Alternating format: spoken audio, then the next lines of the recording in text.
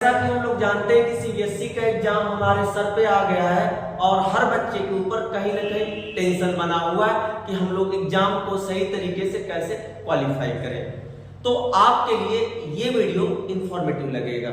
इसमें हम class 10th का साइंस के बारे में थोड़ा सा डिस्कस करेंगे कि हम लोग एक क्वेश्चन बार बार साइंस में पूछा जाता है और इस क्वेश्चन को हम लोग सॉल्व कैसे करें, हम लोग कैसे इसको डिफाइन करें। हमें पूछा जाएगा रिफ्लेक्शन ऑफ लाइट। तो यहाँ पे ध्यान दीजिएगा, यहाँ पे दो मीडियम हम ले रहे हैं, मीडियम 1 और मीडियम 2, और ये हमारा है बाउंड्री। बाउंड्री क्या करती है कि मीडियम 1 को मीडियम 2 से सेपरेट करती है। इस बाउंड्री पे हम एक नॉर्मल खींचा, जो क्या था, जो हमारा सरफेस था बाउंड्री का उसके परपेंडिकुलर था। यहाँ पर क्या हो रहा है कि ये लाइट इंसिडेंट हो रही है एट एंगल आई पे, और ये क्या हो रहा है कि रिफ्रैक्टेड हो रहा है एंगल आर पे। अब ध्यान दीजिएगा कि यहाँ पे एंगल हम दो दिखाए, एक ए और एक बी। तो रिफ्रैक्टेड रे ए कब आएगा और रिफ्रैक्टेड रे बी कब आएगा, इसको समझिएगा। अगर मीडियम 2 मीडियम 1 के रिस्पेक्ट में डेंसर हुआ तो यहाँ पर जो लाइट था वो टुवर्ड्स टू नॉर्मल क्या होगी, शिफ्ट हो जाएगी। मींस इस कंडीशन में कि अगर मीडियम 2 डेंसर हुआ मीडियम 1 से तो हम लोग बोलेंगे कि आर लेस होगा आई से। और अगर हम ये देखेंगे कि मीडियम 1 डेंसर हुआ मीडियम 2 से तो हम लोग देखेंगे कि आर आई से बड़ा होगा।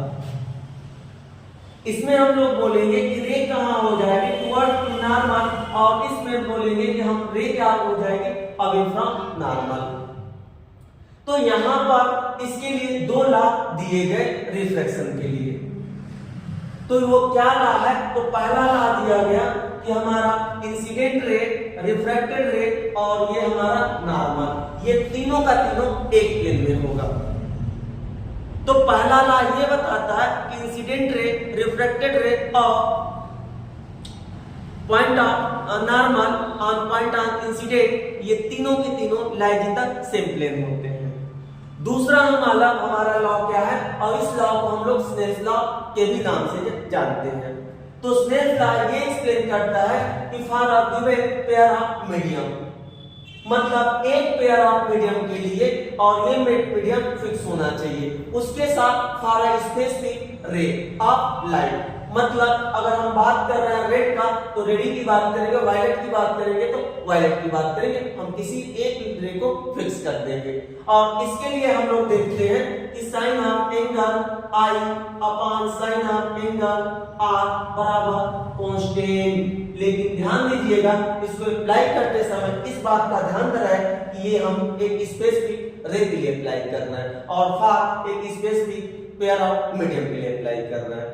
तो यहाँ पे हम लोग देख रहे हैं कि ये कांस्टेंट हमारा बोला जाएगा refractive index of 2 with respect to 1। लिखते कैसे हैं, जिसका रिफ्रैक्टिव इंडेक्स लिखना होता है वो यहाँ पे रखते हैं, और जिसके रिस्पेक्ट में लिखना होता है यहाँ पे रखते हैं। तो यहाँ पे आ गया हमारा sine I upon sine R बराबर refractive index of 2 with respect to 1। इसको हम लोग वेलोसिटी के भी टर्म में लिख सकते हैं। तो यहाँ पे देखिएगा कि ये हमारा 1 है, तो 1 में अगर हम मान रहे हैं कि वेलोसिटी ऑफ लाइट v1 है और इसमें वेलोसिटी ऑफ लाइट v2 है, तो हम लिखेंगे v1 अपॉन v2। तो इस तरह से हम लोग रिप्रेजेंट कर देंगे।